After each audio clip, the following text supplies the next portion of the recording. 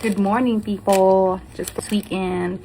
So, yeah. Here's a flower from Dodong dahil pinanganak tayong may topak. O, imbis na awayin ka, padalang kagbulak. O, diba? Tara, i-arrange na natin. Wala naman tao. Nakati Charm. Natin siya. Pwede na to. Nakita ko din sa cabinet. Chika-chika taday. So, siguro kaya talaga maraming mga successful or mga Filipina na parang being successful sa relationship nila sa mga afam. Kasi tayo mga Filipina or mga Pilipino masyado tayong mga affectionate and emotional siguro. Siguro, hindi pa sure. So, ayun. Kasi sila, parang, alam mo yun, parang ano tayo eh, parang kumasabi, sweet naman tayo or mga, di ba, loving, ganun. Pero kasi parang pag may tupak talaga yung mga Pilipina. So yan, imbes na parang, kaya siguro parang marami akong nakikita mga videos dati na parang naging unhappy sila sa mga afam or sa mga foreigner na mga jowa or asawa nila kasi hindi sila mga patakola.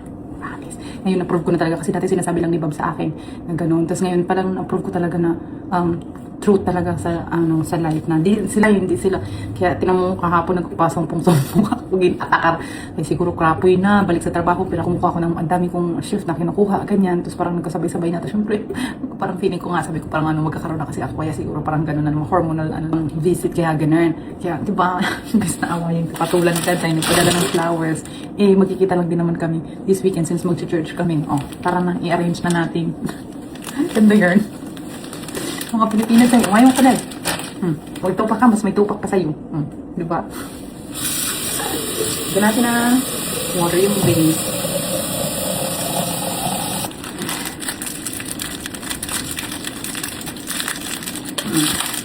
I hope I feel better daw.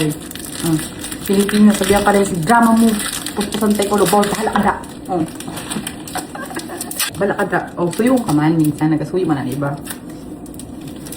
So chill lang, siya para asa labert. Darang ko pa chocolate. Kasi di rin ako naniniwala sa sabi-sabi. Pero, umuyaw talaga. Kasi dati ayoko din. Hindi ko rin mag-joke ng nyori na dahil eh. Masabi ang mga martes baga. Pero yan na, kung labat ninyo dahil. Okay, basta ako, I know the truth. I'm here for love. Not for money. Kaya ko magtrabaho. That's all. Thank you. Alam ko, ikitin niyo pa ganito. Ay ka, huwag kayo makapoy sa akin mga jay. Magdaldal pa nga ni tayo. At yung kunting daw. Ako Lord, ano ba yun? Paano ba? Let's cut this. Isa-isa.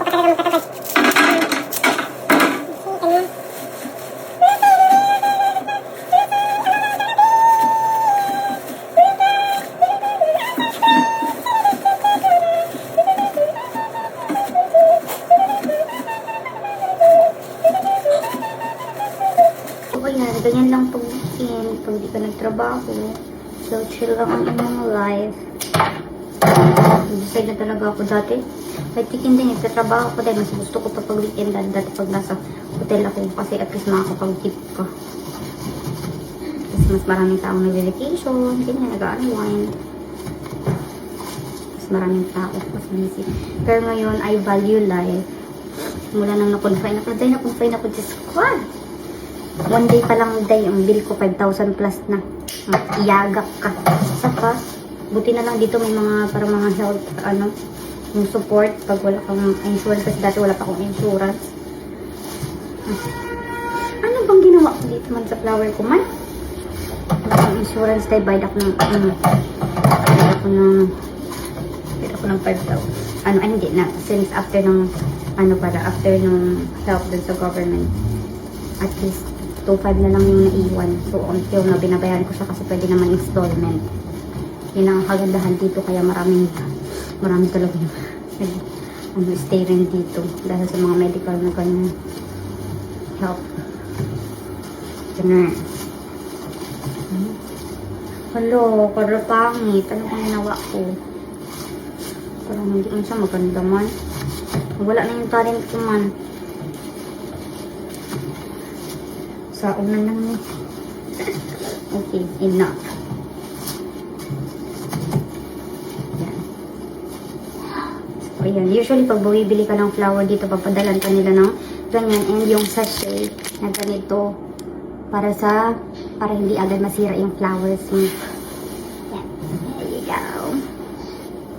Ang ganda. Di ba?